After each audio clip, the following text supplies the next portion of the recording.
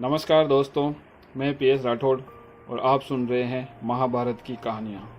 आज की कहानी है बकासुर का वध। लाक्षागृह ग्रह से निकलकर जब कुंती अपने पुत्रों के साथ एक चक्कर नगरी में रहने लगी, वहाँ पांडव बड़ी कठिनाई से अपना जीवन यापन कर रहे थे। उस नगरी के समीप एक गुफा में एक अत्याचारी राक्षस रहता था। वह पिछले 13 वर्ष से एक चक्रा नगरवासियों पर बड़े जुल्म ढा रहा था। उस राक्षस का नाम बकासुर था। वह नगर के लोगों को जहां भी देखता मारकर खा जाता था। उसके अत्याचार से घबराकर वहां के लोगों ने मिलकर बकासुर से प्रार्थना की थी कि प्रति सप्ताह उसे जितनी मदिरा, मांस, अन्न, दूध, दही जो भी चाहिए वह उसे एक बैलगाड़ी में भरकर भेज देंगे। गाड़ी हाँकने वाला और 2 भैंसे जो गाड़ी खींचकर उसके पास आएंगे उन्हें भी वह खा लिया करेगा। इस प्रकार वे रोज रोज के भय से बच जाएंगे। बकासुर ने उनकी बात मान ली थी। वहां के नगरवासियों को बारी बारी से ये काम करना पड़ता था। पांडव लोग जिस ब्राह्मण के घर में भिक्षुकों के रूप में रह रहे थे, एक दिन उसके घर से राक्षस हेतु आदमी भेजने की बारी आई। ब्राह्मण परिवार में कोहराम मच गया। कुंती को जब इस बात का पता चला तो उनका हृदय करुणा व दया से भर उठा। उन्होंने सोचा, हम लोगों के रहते ब्राह्मण परिवार को कष्ट भोगना पड़े, ये हमारे लिए लज्जा की बात है। फिर ये लोग हमारे अन्नदाता हैं, आश्रयदाता हैं। इनका परोपकार हमें किसी न किसी रूप में तो करना ही होगा। जब हम इन लोगों के घर में रह रहे हैं तो इनका दुख बांटना हमारा कर्तव्य भी बनता है। ऐसा विचार कर कुंती ब्राह्मण के पास गई। उन्होंने देखा ब्राह्मण अपनी पत्नी व पुत्र के साथ बैठा है। वह अपनी स्त्री से कह रहा था, तुम कुलीन, शीलवती एवं बच्चों की माँ हो। मैं राक्षस से अपने प्राणों की रक्षा के लिए तुम्हें उसके पास नहीं भेज सकता। पति की बात सुन ब्राह्मणी बोली, नहीं, मैं स्वयं उसके पास जाऊंगी। पत्नी के लिए सबसे बढ़कर सनातन धर्म यही है कि वह अपने प्राणों की आहुति दे, पति के हित में कार्य करे। स्त्रियों के लिए ये परम सौभाग्य होगा कि वह अपने पति से पूर्व परलोकवासिनी हो जाए। यह भी संभव है कि स्त्री को अवध्य समझकर वह राक्षस मुझे न खाए। पुरुष का वध निर्विवाद है और स्त्री का संदेहग्रस्त है, अतः मुझे ही उसके पास भेजिए। अपने माता पिता की बात सुन ब्राह्मण कन्या दुखी स्वर में बोली, आप लोग क्यों रो रहे हैं? देखिए, धर्म के अनुसार आप दोनों मुझे एक न एक दिन छोड़ देंगे, अतः आज ही मुझे छोड़कर अपनी रक्षा क्यों नहीं कर लेते?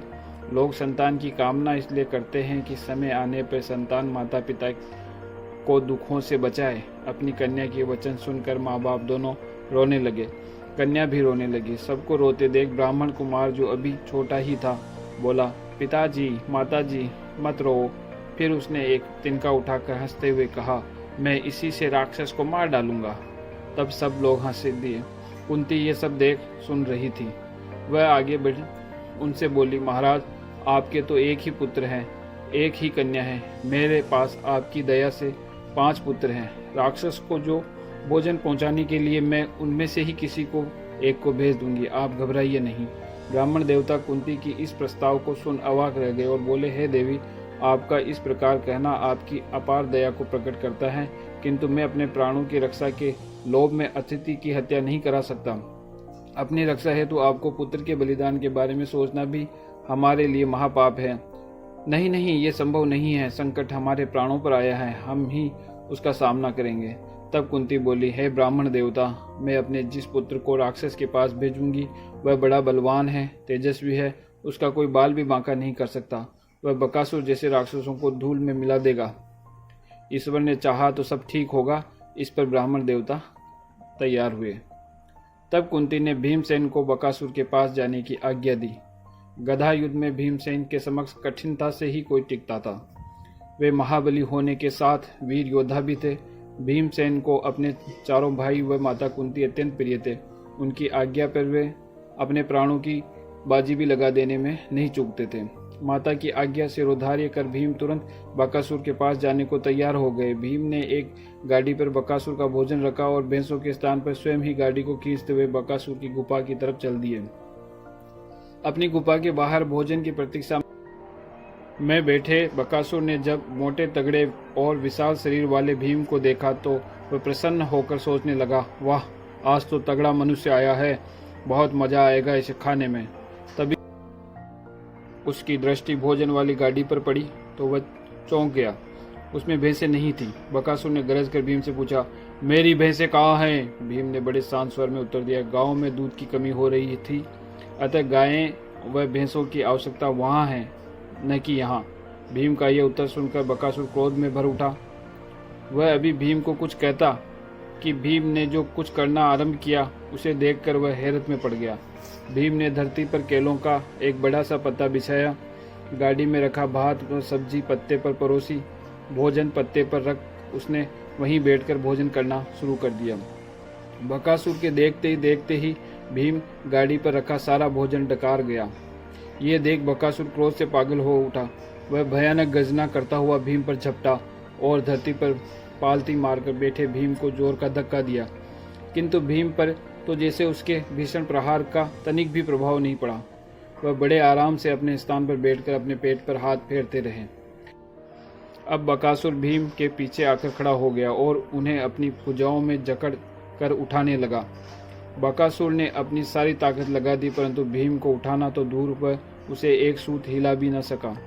तब बकासुर ने भीम की गर्दन पर अपने दोनों हाथों से जोरदार प्रहार किया। भीम ने बकासुर के इस प्रहार पर इस तरह मुंह बनाया जैसे मानो उसकी गर्दन पर कोई मच्छर या मक्खी आकर बैठ गई हो। भीम बकासुर से बोला, अरे भाई, क्यों परेशान करते हो? अब तुम्हारे लिए कुछ बचा ही नहीं है यहाँ पे। अब जाओ यहाँ से। क्यों मेरे बढ़िया भोजन का आनंद मिट्टी में मिला रहे हो? भीम की इन बातों ने जैसे बकासुर की क्रोधाग्नि में घी डाल दिया हो। वह आश्चर्य तथा क्रोध से अपने पांव धरती पर पटकने लगा। उसे ऐसा करते देख भीम अपने स्थान से उठ खड़े हुए और हंसते हुए बोला, तो यूं कहो ना कि कुश्ती लड़ना है। चलो, कम से कम तुम्हारी ये इच्छा तो मैं अभी पूरी कर देता हूँ। इतना कहते ही भीम विद्युत गति से आगे बढ़े और बकासुर की छाती पर अपनी एक हाथ से प्रहार किया।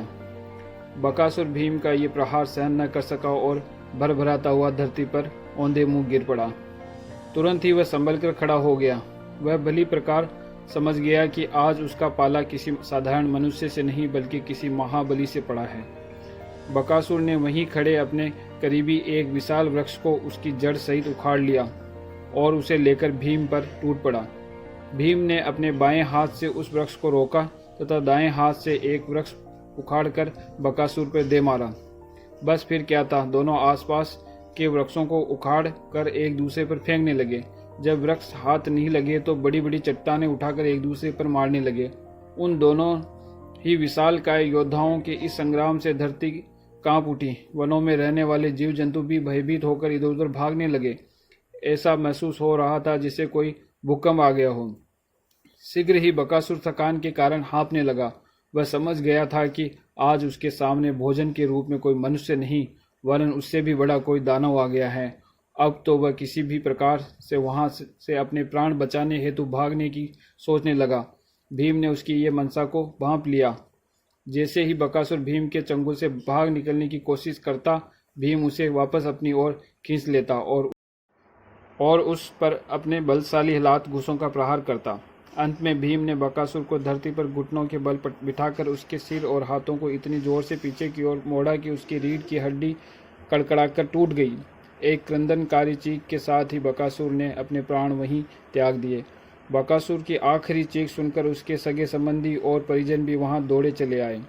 जब उन्होंने देखा कि महाबली भीम मृत पड़े बकासुर की छाती पर पैर रखकर खड़े हैं, तो वे सभी भीम के चरणों में आ गिरे और भयभीत होकर अपने प्राणों की भीख मांगने लगे। उन्होंने सोचा, बकासुर के पश्चात अब उनकी बारी है। भीम ने कुछ सोचकर उनसे कहा, बकासुर का हर्ष तो तुमने देखा ही है। अब तुम सब केवल इसी शर्त पर यहाँ रह सकते हो कि न तो आज के बाद तुम नरभक्षण करोगे और न ही किसी निर्दोष गांव वालों को सताओगे। यदि तुम ये शर्त अस्वीकार करते हो तो मैं अभी तुम सभी को समाप्त कर डालूंगा। भयग्रस्त हो दैत्य परिवार के प्रत्येक स्त्री पुरुष ने भी भीम की शर्त को न सिर्फ स्वीकार किया बल्कि उन्हें वचन भी दिया कि आज के बाद वे किसी पर भी अत्याचार नहीं करेंगे। तब भीम ने बकासुर के मृत शरीर को बैलगाड़ी पर लादा और उसे खींचकर सभी गांव वालों को दिखाया।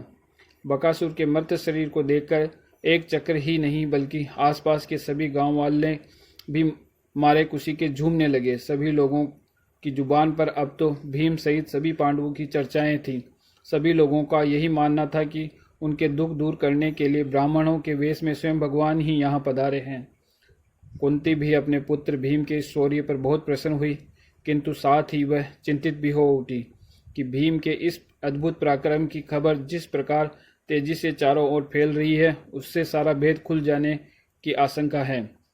उन्होंने अपने पुत्रों से यह चिंता व्यक्त की। सभी ने कुंती की बात का समर्थन किया और निश्चय किया कि अब यहाँ रुकना उचित नहीं है।